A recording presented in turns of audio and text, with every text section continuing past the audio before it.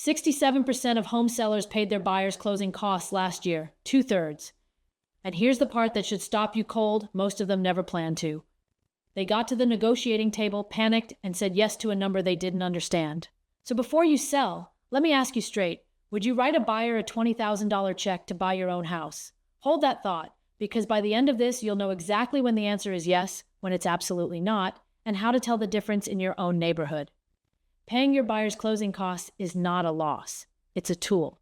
And like any tool, it's right for some jobs and completely wrong for others.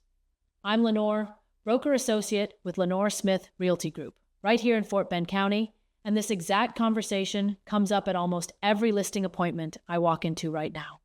Let's back up, because the why matters more than the number. A few years ago, sellers held all the cards.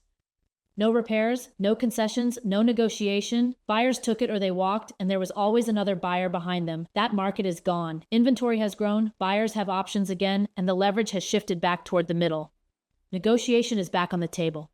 And the single biggest thing showing up in those negotiations is closing costs. So here's what we're actually talking about, because a lot of sellers nod along without knowing the real number. Closing costs are the fees the buyer pays on top of their down payment, loan origination, the appraisal, title fees, and a stack of smaller line items.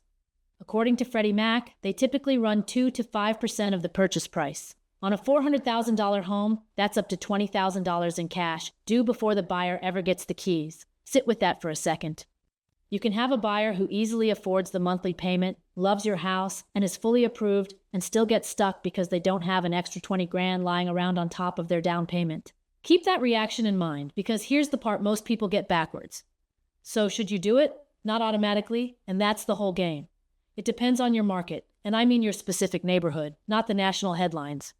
If you've had showings but no offers, if your home has been sitting longer than the homes around it, if you're motivated to move on a timeline, then yes, helping with closing costs might be the exact thing that gets a hesitant buyer across the finish line. It can be the difference between another month of carrying the house and a signed contract this week.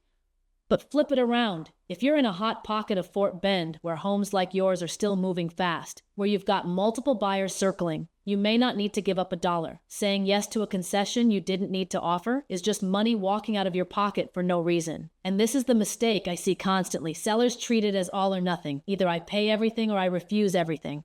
That's not a weak buyer. That's the market we're in. Now here's where I want you to actually think, not just react. Quick gut check before I go further. When you pictured a seller paying closing costs, did your stomach drop a little? That's not strategy. That's a coin flip. Because here's what nobody tells you. Closing costs aren't your only chip. If covering them isn't the right move, you've got other cards to play that can close the same deal for less. A home warranty that gives the buyer peace of mind. A repair credit instead of doing the repairs yourself. A flexible closing date that solves the buyer's timing problem, even leaving the appliances behind. You do not have to say yes to everything. You just have to know which one concession actually closes your deal and which ones you're giving away for nothing. So let me leave you with the real takeaway. The sellers winning right now aren't the toughest negotiators, and they're not the most generous ones. They're the ones who understand how the market shifted and adjust their strategy to match it. That's the whole difference. Now I want to hear from you, because this one genuinely splits people down the middle. Drop a comment and tell me, if it was your house, would you pay your buyer's closing costs? Yes or no? I read every comment, and I'll jump in and tell you what I'd actually advise based on what you say. And if you know someone getting ready to sell this year, do them a real favor and share this with them. This one decision can be worth thousands.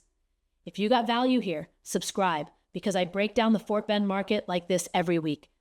I'm Lenore with Lenore Smith Realty Group. I'll see you in the next one.